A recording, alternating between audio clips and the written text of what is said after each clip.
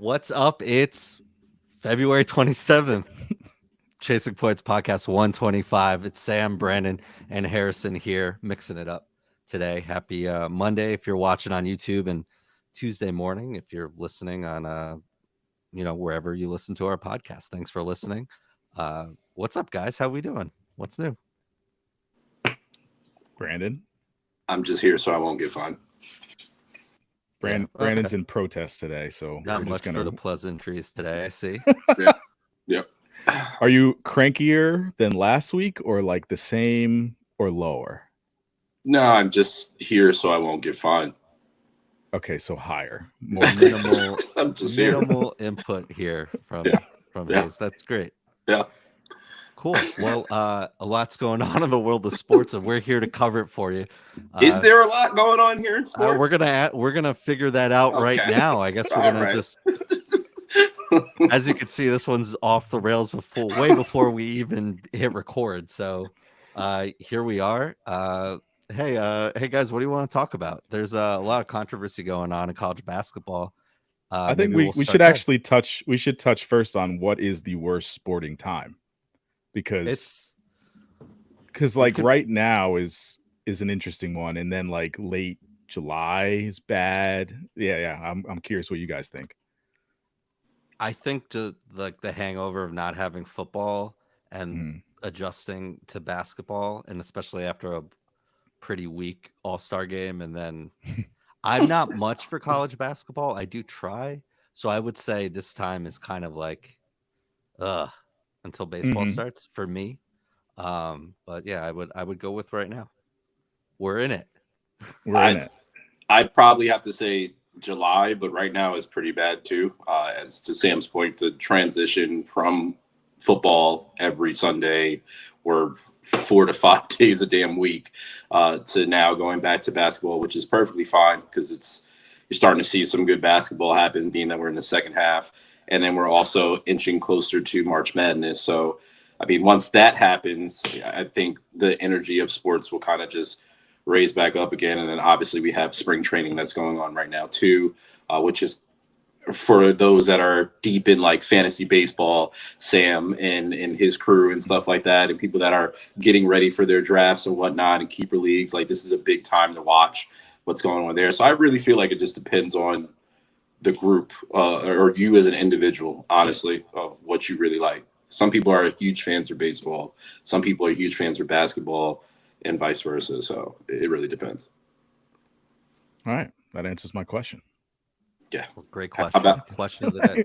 How about for you? You didn't even answer. You didn't answer it yourself. It's definitely July for me. I mean, this part of this, obviously it's an odd week where there's really not a lot going on, but I think, once you get to, the college basketball conference tournaments for me, and then March Madness, it's just a little bit of a break here between, obviously what you guys said, football and basketball really kicking up, but July is terrible. I mean, I like baseball. I watch the Yankees religiously. That's about it. I don't really dive into any National League games or much else other than the Yankees.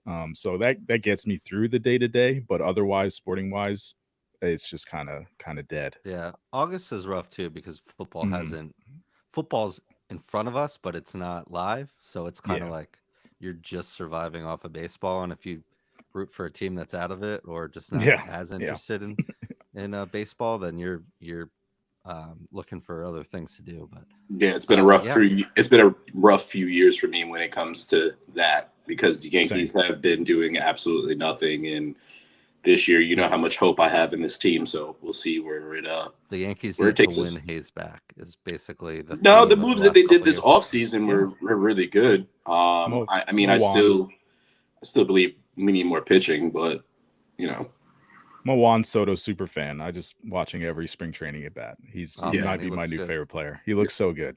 Everybody I'm so excited. Seems hyped. The vibe I'm very excited. Twitter is very interesting when it comes to Juan Soto, so it's just intriguing to see what's going on, because now he's in New York media, so it's different from all the media he's ever endured before. So yeah, even Washington winning a World Series, he did not come close to the coverage that he even experienced just in day 2 of spring training games. Yeah. So yeah, there's that. I guess let's start on the hardwood, as they All will, right. of the big controversy in the NCAA. I'd love to get your takes on it because we have not really talked about, even offline, any of these topics. So we'll see how this conversation goes. But Wake Forest hosted Duke over the weekend, and Wake Forest won. I didn't watch the game. I'm not going to pretend like I watched the game, but I didn't did either. see what happened I after. didn't either. Was it a close game? I'm assuming, because you only storm a court when like an unprecedented win happens or a big win. I don't know if it was like a last minute thing. Part of my ignorance here. Maybe Harrison can fill us in here, but so go obviously, ahead, obviously the court storming thing has been happening, frequently as of late, as we get some kind of top matchups against top teams and upsets. It's more so now. Obviously, we had the Caitlin Clark incident where she got hit by a fan. Yep. But I have rules for court storming, and not a lot of these rules are being followed. Like, I feel like you should only court storm if you beat a number one and you're outside the top 25. Otherwise, in conference games like Wake Forest and Duke, which happens every year, like why are we storming the court? I just don't quite understand that.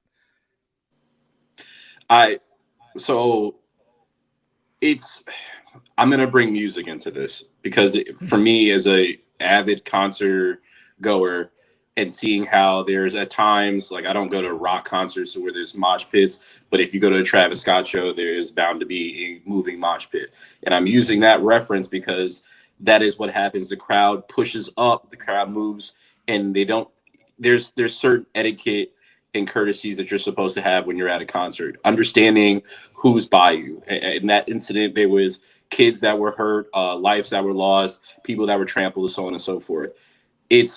I feel it's okay to storm the court because it's a part of college basketball tradition, but understanding, if you're going to do that there's players trying to get off the court, and stop trying to rush over people, and understand if somebody ends up falling, somebody ends up on the ground, that could be life or death, honestly, because there is a multitude of people that are running, not thinking about it, and you're stomping on somebody's extremities, and that's not good. Watching what happened to Caitlin Clark, watching what happened to this young man. They were talking about it on what's the thing on ESPN? I can't even think of it. The sports where they sit there and all the writers talk. Okay.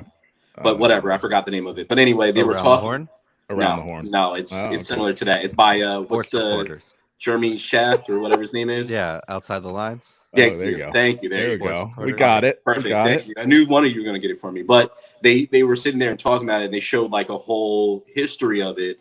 And they flashed back, and this one player literally got tackled by a guy. Like, a guy full blown. He knew what he was doing. He ran to him, scooped him up, tackled him type thing. There was a player that lost his ability to walk based on his injuries from that. So, again, we haven't seen it to that magnitude in recent memory, but it could get bad. It's just have common decency and understand that there's people in there that aren't suitable to be able to withstand being trampled. Like, nobody wants that. So, yeah, I just think it's just being aware of what's going on around you. Yeah, it's a weird thing because it's something that's happened forever, and it's kind of like been grandfathered into all of the added security measures and things that have, you'd hope have been added to live events in the coming years, right? So it's kind of like one of these things that's, it's still permitted. I don't really, not really going to a school where, I did go to a D1 basketball school, but I don't really recall a time where we ever stormed the court. But it's just kind of just something that happens. But I agree with you. I mean, if these legacy schools, these big programs, they shouldn't be storming the court because they expect to win, right? Like, it's one of these things. I haven't followed Wake Forest since like Chris Paul went there, right? So like I can't, I don't know, but clearly they didn't expect to beat Duke, and regardless of where that program is now in comparison to its heyday or even just recent memory, it's still Duke. I understand that, but Yeah, I don't want to be too much like revisionist, kind of like tackling this like, well, we need to ban it. Clearly it needs to be changed because people are getting hurt, and not only you know you know this guy from Duke got hurt, and we mentioned Caitlin Clark, who's the most one of the most dynamic female athletes in sports and in recent memory there too. So I don't really know what you can do, because it just kind of feels like regardless you're taking away a part of the game, but also I think we just need to be smarter about how we execute it, if you will. But I mean, I believe there's ways that you can go about it, because if you look at the national football game or a national football championship game, you don't see fans storming the field, right? Yeah. That doesn't happen. And I know it's a court is way more condensed than in a football arena and whatnot. But if you're able to do that and stop people from coming onto the field outside of obviously the families and staff, why can't you do that in an indoor court, right? So Jay Billis was saying that the universities looked at the analytics and they're basically told to allow people just to come in because it would be easier. So Jay Billis went on to say, well, okay, so when they all come onto the court, then everybody is on the court, you detain them at that point, and it'll stop it from happening again going forward. Now, obviously, that's a bit extreme, whatnot. I think it's also hilarious that he said that. But I mean, I believe there's an easy way of doing it, because a lot of people that are rushing the court are students. So there's a lot on the line for the students. So there's easier way of doing, but that's to the point of what this conversation is. I don't think they care to stop it, because it's a moment for the university. It's something to use in the highlight reels. Harrison can speak to it. It's something that you would put in your opening intro before they come out, that everybody jumping around. It adds to the history of the team, regardless if it was a shitty season or not. It's just something that it's a moment that you can add and look back to. Yeah, I agree with your take, Case. It's more like just like everything in life, like in moderation, or just be cautious or courteous to those around you. I think we've lost that a lot as a society, and it's kind of shown a little bit now recently with some of these incidents of like, hey, like just be aware. Like, you can come on the court, you can rush the court, but just be knowledgeable about the things that are happening around you, and the dangers that do exist when you are rushing a lot of people. Like you said, like, yeah, I'm a college administrator, and we have a big game coming up Friday, and we're supposed to have a packed student section.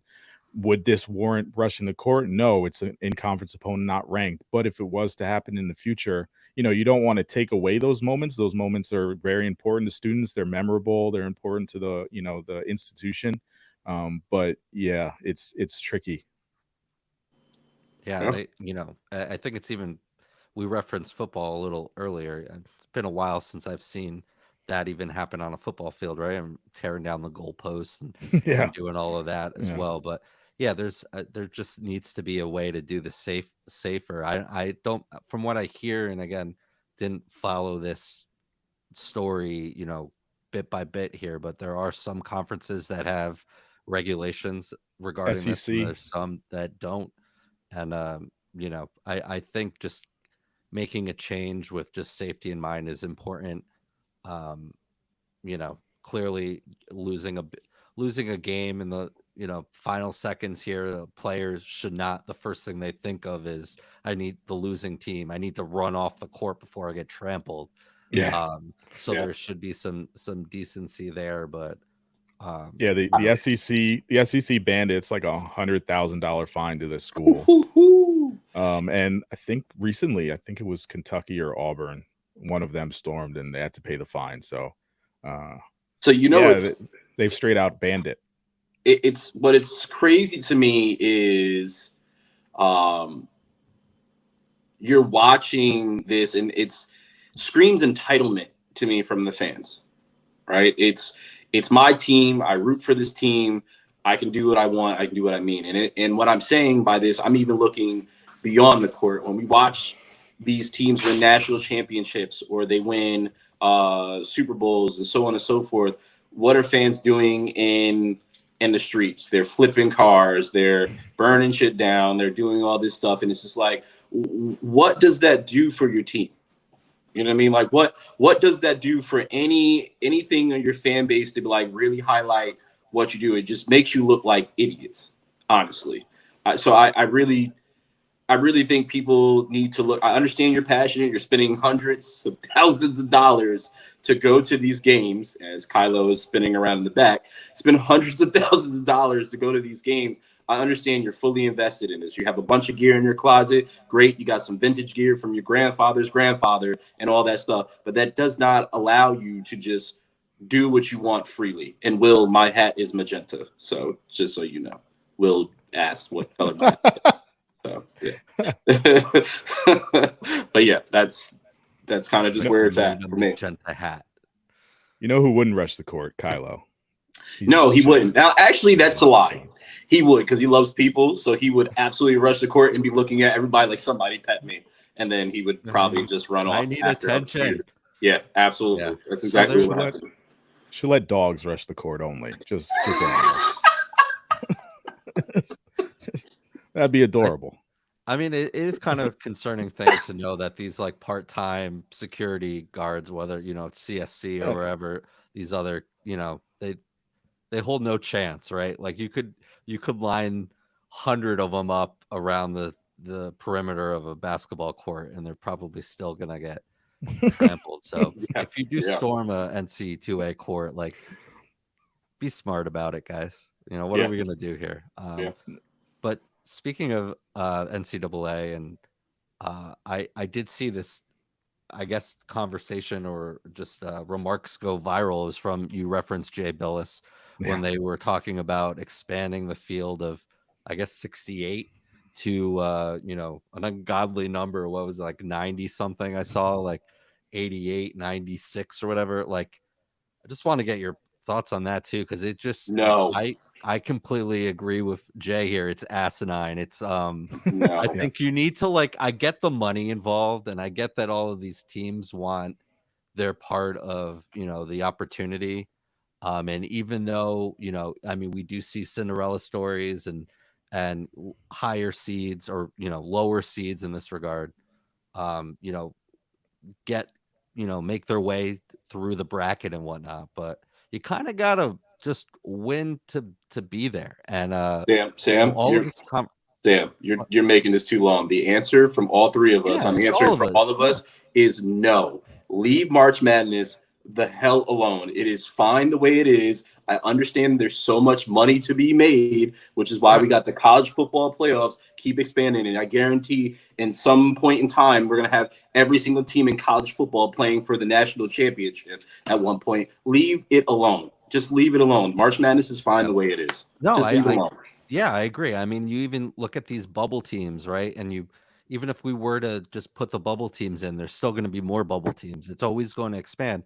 And I just, I don't really care to see like the football playoff expand too much, because it's already, you get in these conversations where like, okay, well, if we did put Florida State in, it probably just wouldn't, it just wouldn't be a great matchup anyway. And like, but I think the college football, this expansion that is coming, I'm okay with this one. But if they, what they're going to do eventually. They're going to look at it again, and they're going to revise and potentially expand it beyond that. I think this extension is fine. I think that is going to be okay, because then we can have the conversation and we can sit on the podcast and be like, all right, so Florida State was on the bubble, blah, blah, blah. They went in and they got absolutely obliterated. Now we don't have to talk about you anymore because you were in there. You had a chance and you had to do that. So again, there's going to be people, as you said, Sam, that are going to be on that bubble, the cusp of trying to get in. And there's always going to be somebody complaining. It'll just change the conversation to, like, instead of the 4th and 5th team, it's the 12th and 13th. Correct. I think we're in a good place right now. I mean, obviously the last couple, probably 10 years now, when they expanded from 64 to 68 to get that first 4 games in, those are fun, and that gives a good opportunity for a mid-major to get a win. But I think we're at a good number, and you got to think of like the trickle down. because of this. You know, I'm obviously at a small mid-major college, and our league is one bid. So our conference championship means so much because if you don't win that, you're not in. But that's the intriguing part about it. Would I love for, you know, our whole season not to ride on one game?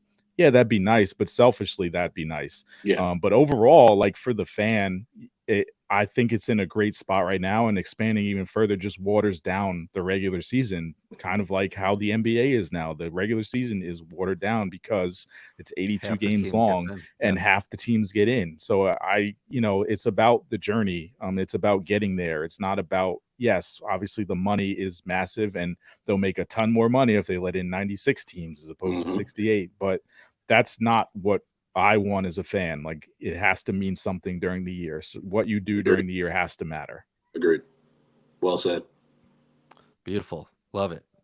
I guess other news, because we can't not talk about football.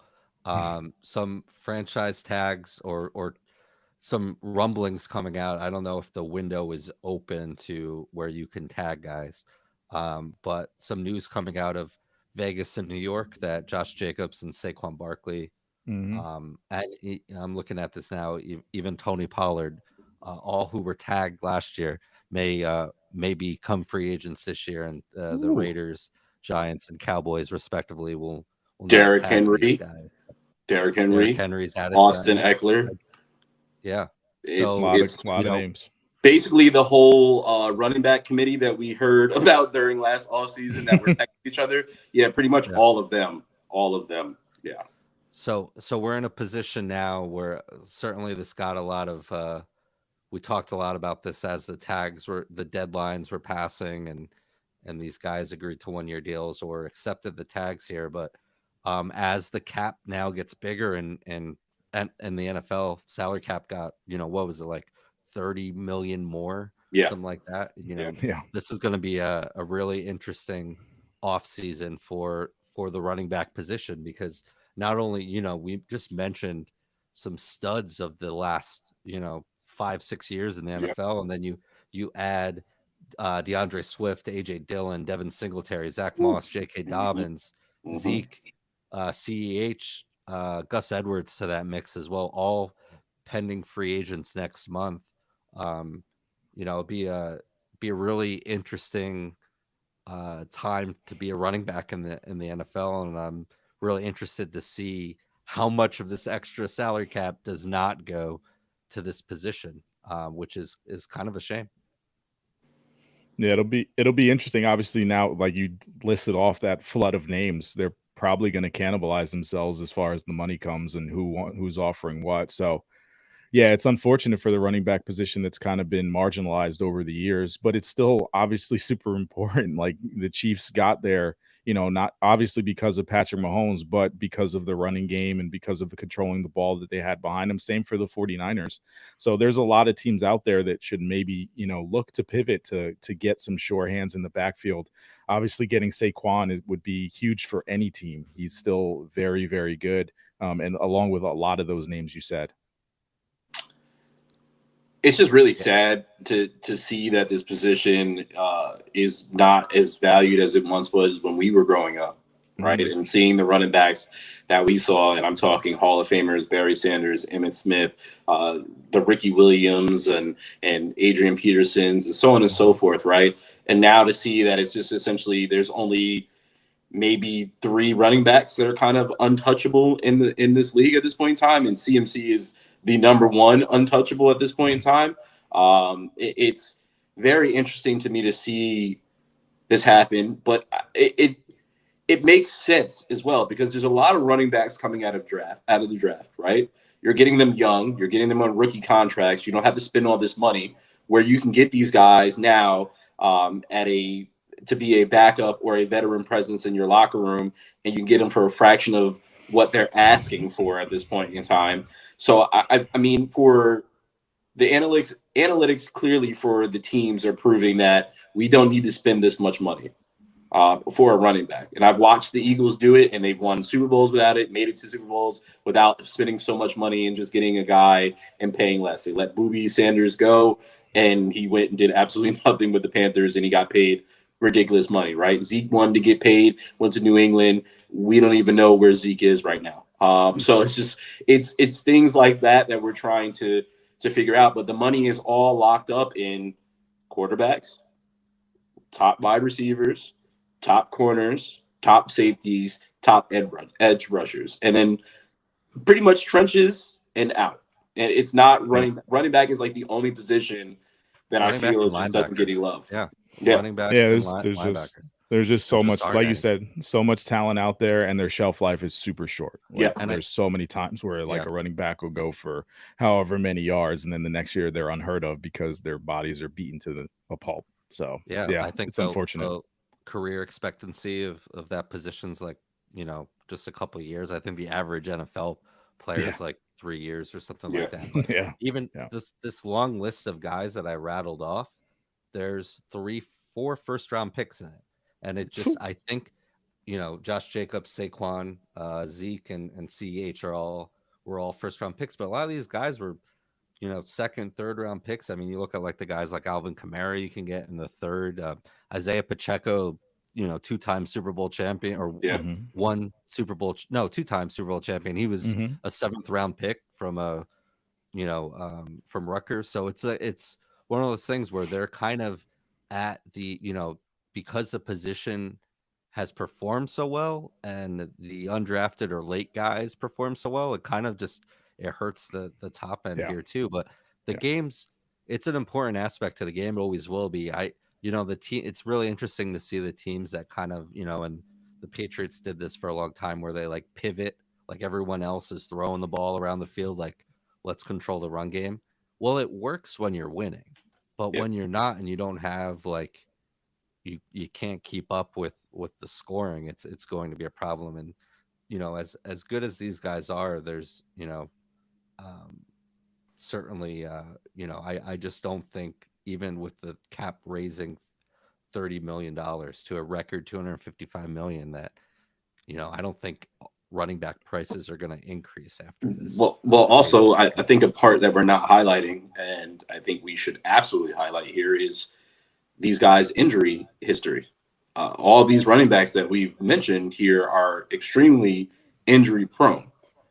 Saquon being at the top of that damn list, which is unfortunately, because I love Saquon to death, but he can't stay healthy.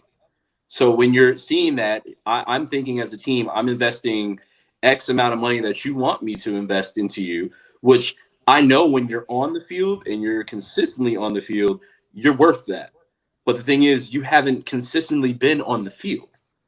And it shows. It's not like I'm just pulling it out of air and saying that you don't play. The track record shows. I know you want to play, but you're hurt a quarter of the season when we need you, right? And it's a big part to put in it, because running backs do so much blocking. You have to run through the trenches. You're getting hit by the 300, 400-pound dudes, right? Then you got to get to the second level where you got the fast linebackers that are also strong as hell hitting you. And then you got the faster cornerbacks and safeties also trying to hit you, right? It's a little bit easier once you get to that because you're a little bit stronger than them. But still, the point stands. I will reference something that I mentioned his name earlier, Will. He said something to me a long time ago, and I thought about it. He was like, you got to think of it from this perspective. If a team is willing to allow you to walk, there's probably a reason, right? There's probably a reason that the team is just allowing you to walk, because they don't just let a CMC walk out the door unless you just can't pay him, right? Okay. They don't let a Joe Burrow just walk out the door unless you can't pay him. That's the only way that it happens if you have these guys that are elite talent. So it's just what's your track record and what it is out there. And I think the injuries say a lot. Yeah, the best ability is availability, right? Yep. And, I think the fact that these guys won't even get tagged, and the tag, I think, is around $12 million. And that's the average of the top 5 salaries of that position. So the fact that they're not even getting tagged, I don't know if it's because some of these guys were already tagged, or these teams just don't even want to spend that much on the position. And then knowing that, I mean, we just named like 10 running backs here. They're all gonna find a home somewhere. Yeah. And even if it's to complement a younger, a younger, more fresh back, then that's just going to be what it is. But then you see kind of how they kind of can fall off a cliff too. Like Dalvin Cook comes to mind, right? Like the Vikings knew they didn't want to continue to pay him what they were paying him. They could get that production from Madison or other positions. He goes to the Jets, Breece Hall, they use him more. And he didn't even get any run on a Ravens team that went to the playoffs. So, it's when they fall off the cliff and when it ends, it's abrupt. And it's really just the kind of the reaction to how good the position is. Yeah, it's sad, but it could also be looked at as, you don't want to pay a backup quarterback, but until your quarterback, tears his Achilles 4 plays into the game, then you're like, oh crap, I should have had, why don't we have a good backup quarterback? Yep. Backup quarterbacks win games. I mean, the Colts, Gardner Minshew brought them a lot further than they would have been with, someone else. I mean, Nick Foles won a Super Bowl. Eagles. I was just gonna say Nick Foles won a Super Bowl, and then he fell off the face of the earth again. Yep. So it's like it's one of those things where it's not important until it's important. Correct. So yeah, it's just an interesting time. We'll monitor that. It looks like T. Higgins though will be tagged by the Bengals. So smart. He would have made a lot of teams better. I thought he'd be a great choice for a team like the Chiefs or something like that, who could, again, use that presence. But honestly, I think they're prolonging the inevitable. I don't think they're going to be able to do it with Chase Young's contract and then Joe Burrow's contract. I don't think they're going to be able to keep. Yeah, once they pay Jamar Chase, they're not going to be able to. Yeah, Chase, what I meant. Yeah, Jamar Chase. I don't think they're like the Chase Young. Yeah. Well, hey, Chase Young might get some money this. He's not getting money. He's not getting money. He's not. He had a good playoff run. Anyway. You might want to watch that again. Well, it helps when when Bosa's on the other end. Yeah, picking up absolutely. Picking up a lot of slack there, but still, yeah, that's all I got, guys. Anything you want to throw out there? What's going on? We're off the cuff today. We're off the cuff. That's NBA's back, picking up. NBA's back. Yeah, I have to say, guys, Cavs are in second place somehow. Bucks are looking much better. Read some stuff today about they're under Doc Rivers, the least scored amount team on the fast break. So that defense thing we were talking about, shaving off a few points a game, is paying dividends. So Bucks are back. T-Wolves and Thunder locked in for first place in the West. Nuggets right there, a game back. So a lot going on. Warriors look old as hell. They've been great. They've been washed. Yeah, I was watching them against the Nuggets yesterday. It was, and that was rough. Clay came out hot though. I'm not even gonna lie. Clay came out hot, but it's just like so disappointing watching Clay play because you also forget that Clay was gone for so long. Like he was gone for so long because of that major injury to him. And you can definitely tell it affected his career and because he was a sure thing when he got the ball in his hand and it was just unstoppable. I know they're putting a lot of coin in the Kuminga train at this point in time and hoping that he does things and whatnot. And that's great. They got rid of Jordan Poole because Lord knows what the hell he's doing down in Washington. But it's crazy to see that Steph is still producing at a high rate, but the team around him is not aging well. And you can really, really, really see it because the Nuggets at the beginning of the game looked like in the beginning, there's always a game of runs within a basketball game, as we know. But in the beginning of the game, the Nuggets looked like they weren't going to do anything. And then they just end up just bashing their heads in at the end. And it was just like, okay, yeah, we're done here. I'm curious to see what they're gonna do. Like it's very, very interesting. And then I'm also very interested in the Lakers, man. I watched them play. They have some really good pieces that they picked up last year. They picked up Dinwiddie during the trade deadline and whatnot. So they have some pieces that are just sitting around there. D'Lo has been getting more burn since post trade deadline and whatnot. But again, everything. Yes, LeBron is LeBron, but the team is supposed to go through Anthony Davis, and I still feel to this day, at this point in time, if the Lakers are going through Anthony Davis, they're not going to win. They're just not, in my opinion. Yeah, the similarities between the Warriors and Lakers are so huge. I mean, Yes. you got, but also the differences too. I mean, with the Warriors, you have a very steady coach with Steve Kerr. With the Lakers, Darvin Ham he's not a very good coach. I think the Lakers have better pieces. Agreed. I thought the window had closed on the Warriors before their last championship. So for them to get one more, when they beat the Celtics a few years ago was huge, but they're clearly on the back end of their run and their talent. And Clay hasn't been the same guy for 2 years. So they're gonna have to do something. They probably gonna have to blow it up. But I don't even know what that means for a team like that. And it's weird to see because they were obviously the dynasty of the last decade. Yeah. You got Steph still producing at a high level. You got LeBron still producing at a high level. But the things around them, Anthony Davis not getting any younger, and he was never very reliable to begin with. I feel like though the Warriors, that the Nuggets game was yesterday was rough. But they're in 10th. like they've played. Yeah, they're in 10th place now. They've won 8 of their last 10. I mean, since Draymond came back, I feel like the team has been better. Like Clay coming off the bench is kind of cool. I mean, if you can get hot and you're not necessarily counting on him as a cornerstone of that offense anymore.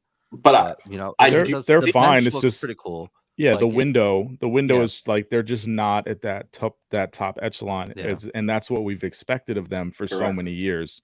So to see them in 10th and knowing they're a first to second round out, if they make it through the play-in, is interesting to watch after so long, seeing them be completely dominant. And Sam, I do think that Clay is an integral part to their offense because he's now part of the second unit. Yeah. And they're missing a big piece of that second unit, which is Chris Paul, which is due to come back to and see how that works together, because now they're starting to get healthier. Pieces starting to come together, and they have that experience. We all know the experience means a lot. So I still feel they'll be around.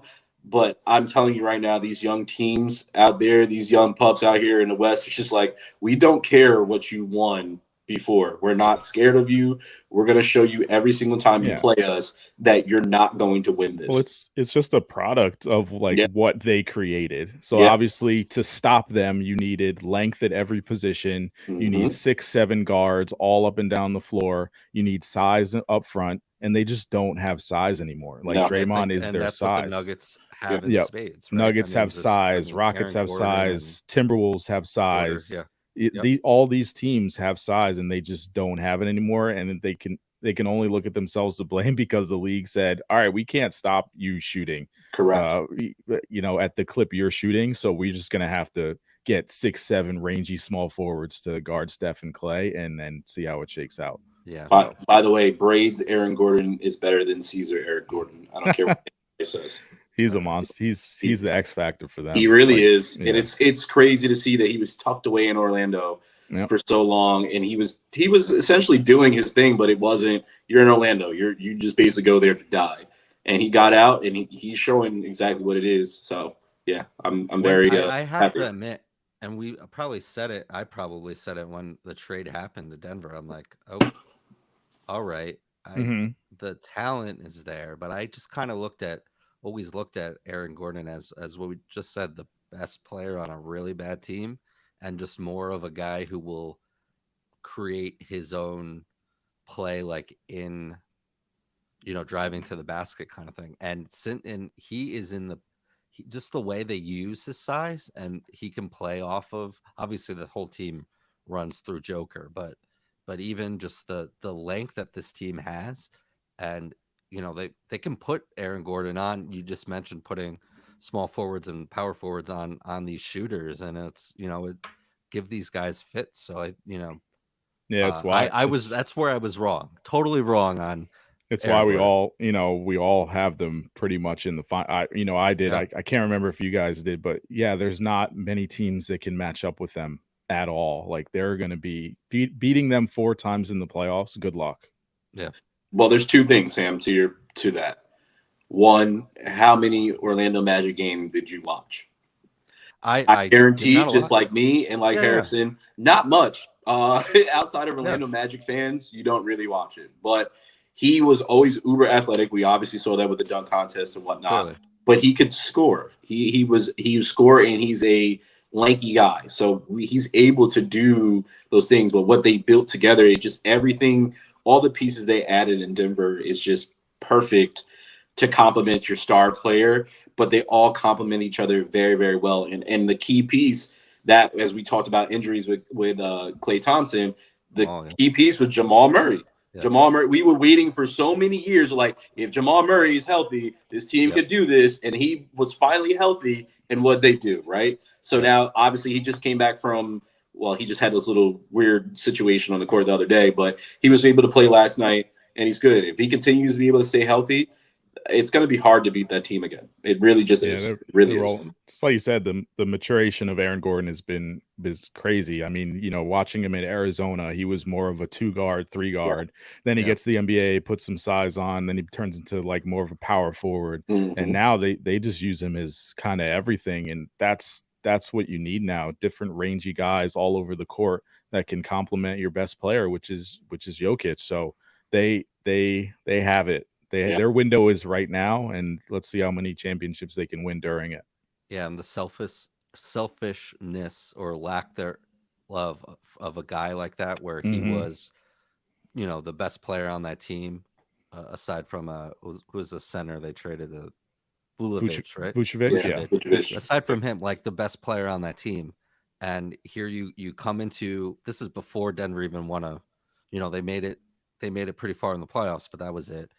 And now you just, okay, this is my role. This is what I'm going to do. I'm going to complement the best player in basketball, and I'm going to do what I need to do to win. And like that's it's so funny with the Magic just keep drafting really good talent. They do. You got Paulo.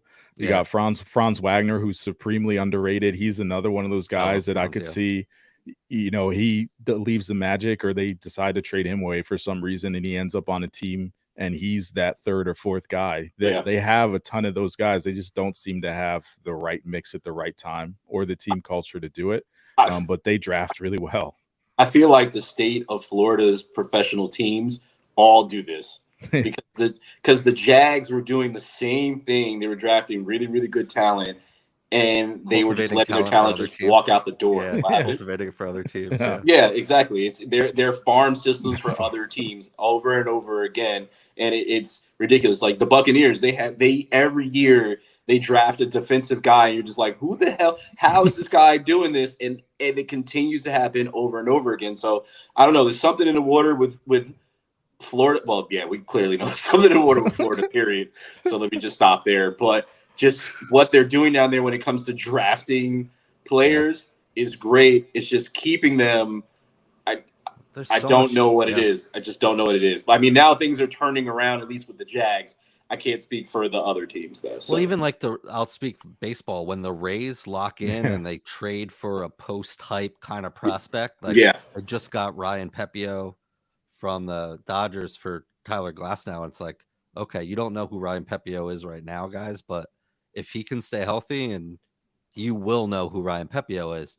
And it's like one of these things where it's like the other team that does this is the Dodgers. And it's ironic because Andrew Friedman now runs the Dodgers, and he used to run the Rays when the Rays had no money.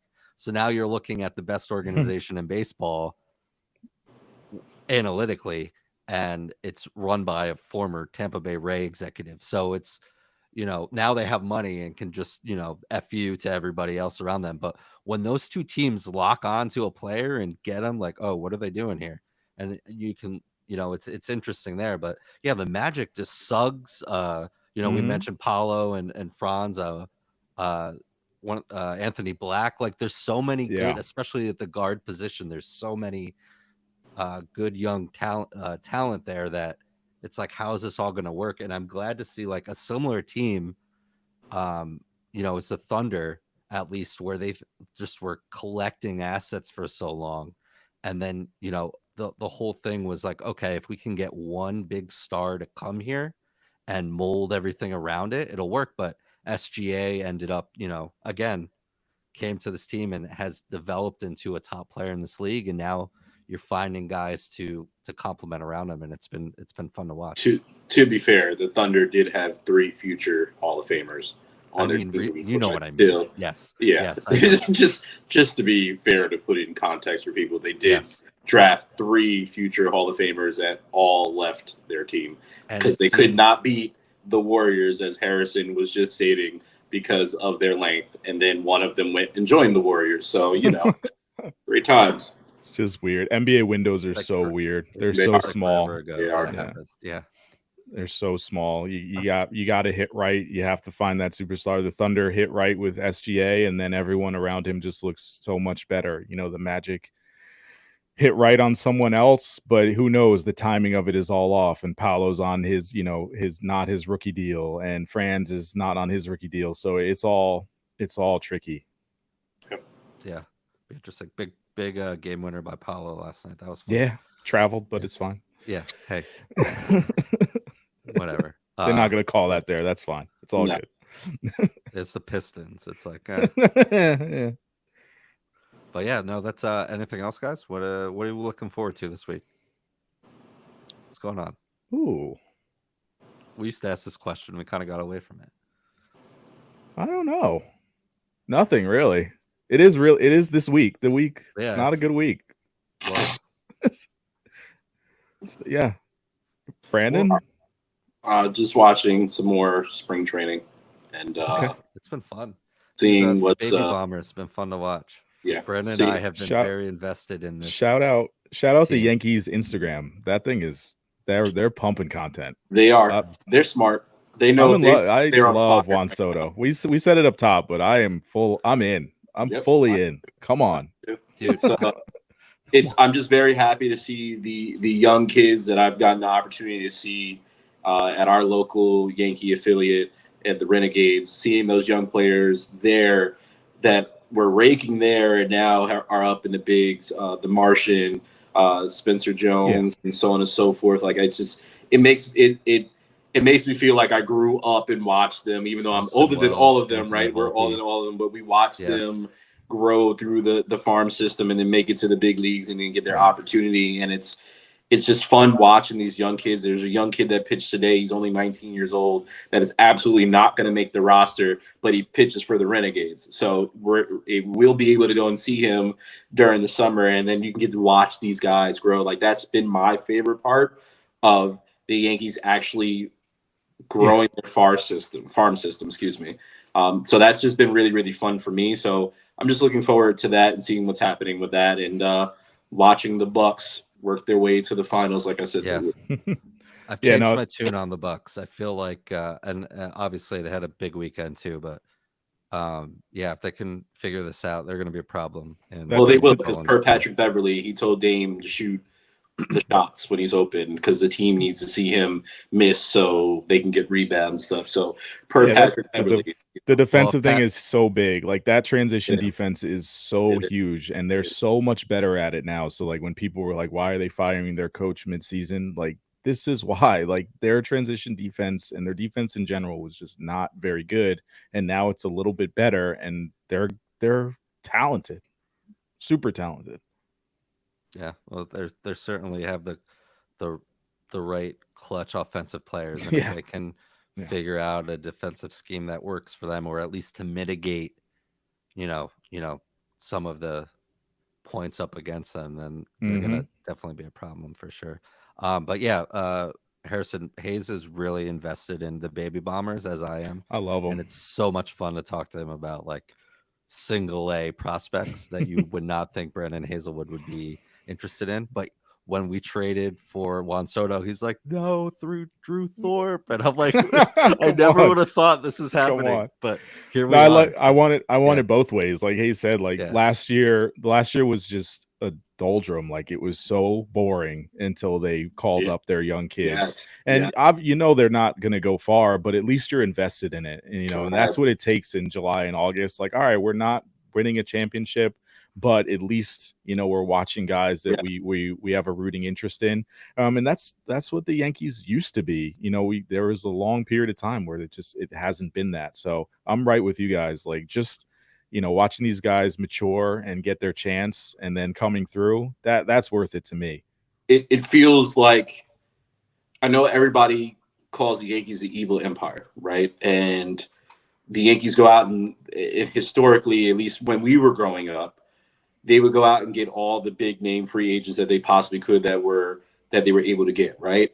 Sure. But I think people keep forgetting that there was the core four. It was guys that came from the Yankees organization.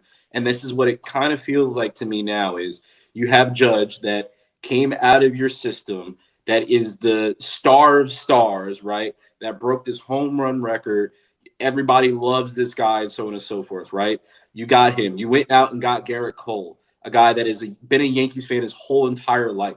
You went out and got a guy that wants to be here, right? You bring Volpe up, who was a kid from New York, New Jersey, tri-state area, right? That is fully invested and could be the future, looking for the replacement for shortstop, right? You're bringing up all these young guys, and it feels great. But then you're also still going out and getting the Juan Sotos of the world. Like, that transaction felt like going out and getting Alex Rodriguez, right? I'm not saying that they're the same level or the comparison. I'm just saying the feeling of it was like, damn, like we got a chance to actually do something now, right? So I'm invested in the fact because those moves are actually being made, especially with Cashman sitting on his thumbs for the last 5 years. So I'm very, very happy with what's actually happening. So. Well, I feel just in the last couple days that our new assistant general manager, Aaron Judge, will keep Juan Soto in pinstripes. I just have this really good feeling about it. And like